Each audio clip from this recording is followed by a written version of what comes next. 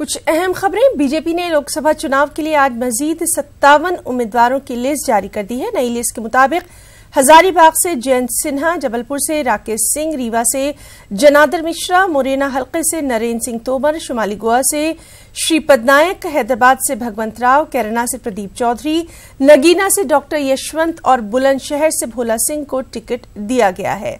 JP Nadda press conference से खिताब करते हुए उन्होंने कहा कि उमा भारती ने इंतखाब न लड़ने की ख्वाहिश का इजहार किया था और उन्हीं की ख्वाहिश का एहतराम करते हुए पार्टी ने उन्हें बीजेपी का कौमी नायब सदर बनाया है। कुल मिलाकर के आज जो सीट्स हैं उसमें 238 हमने कल तक डिक्लेयर की थी शाम तक, और प्लस हमने 46 जोड़ी, 284 सीट्स हो गई, और अभी मैंने 2 और आपके सामने डिक्लेयर किए। So total Lok Sabha seats declared is 286, जिसमें 1 independent supported and 285 BJP seats declared. I'll repeat it. The first list was of 185. Then we came up, it was 238, and then plus 46 today.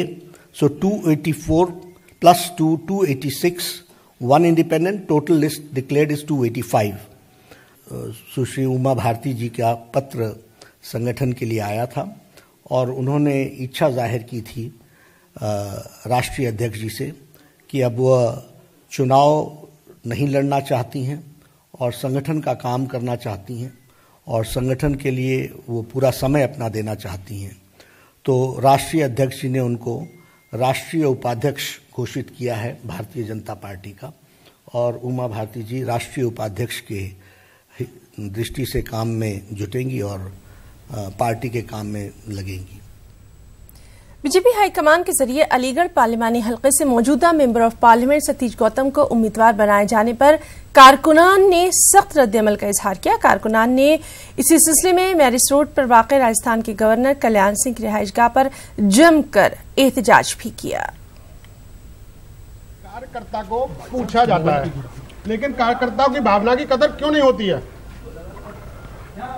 पूछना चाहिए, आपकी बात सही है। सर आप हैं हमारे, तो बाबूजी आप ही हैं यहाँ अलीगढ़ के। हम तो सबसे पूछते हैं, लेकिन सर कहाँ पूछा गया? सर्वे कराया गया। सर्वे क्या नाम का होता है सर्वे? नहीं सर्वे नहीं कह रहा हूँ मैं, जहाँ तक पूछने का सवाल है तो हम तो सबसे बात करते हैं। कोई विरोध भाजपा का कर रहा हो, कोई कर रहा हो, जो नए लोग पार्टी में अभी शामिल हुए, 1-2 जो टिकट मांगने लगे उसी दिन आज, वो कुछ विरोध करा रहे होंगे। जो पार्टी से आए हैं दूसरी से, वो पीछे से कोई भी भारतीय जनता पार्टी का कोई भी आदमी विरोध नहीं कर रहा है। वो पहली बात तो आप मीडिया दिखा रहा होगा, देखा होगा, उसमें भाजपा का और हमारे अलीगढ़ का कोई दिखाई दे रहा है आपको? कि वो कहते हैं कि हम सर्वे करा रहे हैं। वो सर्वे किस बात का कराते हैं? पहले तो हमें ये बताएं, वो जनता के बीच में क्या जनता को गुमराह कराने का सर्वे कराते हैं? अगर वो सर्वे कराते हैं तो सतीश गौतम का सर्वे करा के बताएं उनको कहा जनता के बीच में पैठ है उनकी, और कितने गांव में उन्होंने संपर्क किया। मैं कहता हूं उन्होंने जो गांव गोद लिए हैं उन गाँव की स्थिति आज जाकर देख लीजिए, उन गाँव की क्या स्थिति है। अब रोक यूँ कर रहे हैं कि मुझे 5 साल होगी देखते देखते करीबन। पहले तो गए थे जिस समय उनका काम पड़ा था, और आजकल वो एक भी दिन नहीं जा रखे। एक दिन ऐसा हुआ था, उनसे वोट जिस जगह का उनको सारा वोट मिला उस जगह उनसे बैठने का बोला था, लेकिन वो बोले थे अरे यहाँ कोई नहीं है, यहाँ क्या करेंगे इतना टाइम खर्च करके। उनके पास हमारे लिए टाइम नहीं है, तो हमारे लिए वोट देने के लिए कुछ नहीं है उनके लिए।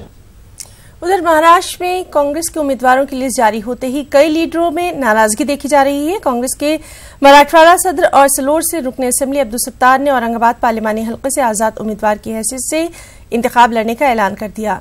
अब्दुल सत्तार ने पार्टी की इब्तिदाई रुकनियत और विधानसभा से इस्तीफा देने की बात भी कही। अब्दुल सत्तार के मुताबिक उन्होंने अपना इस्तीफा रियासती सदर को रवाना कर दिया है।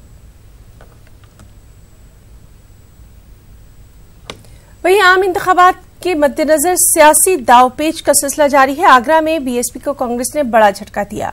बीएसपी के 3 साबिक अरकान असेंबली कांग्रेस में शामिल हो गए हैं। कांग्रेस के रियासती सदर राज बब्बर ने सभी लीडरों को कांग्रेस ज्वाइन करवाई। वाज़ेह रहे कि राज बब्बर फतेहपुर सीकरी से उम्मीदवार मुकर्रर किए गए हैं, जिससे राज बब्बर को बराह रास्त फायदा पहुंच सकता है। बीएसपी के जिन लीडरों ने कांग्रेस में शमूलियत इख्तियार की है उनमें धर्मपाल सिंह, भगवान सिंह कुशवाहा और स्वराजपाल सिंह शामिल हैं।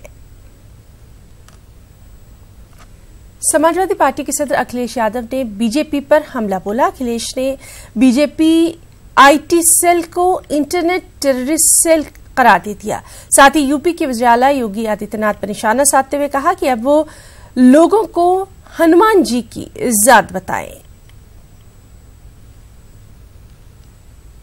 बुलेटिन में इतना ही। आदाब।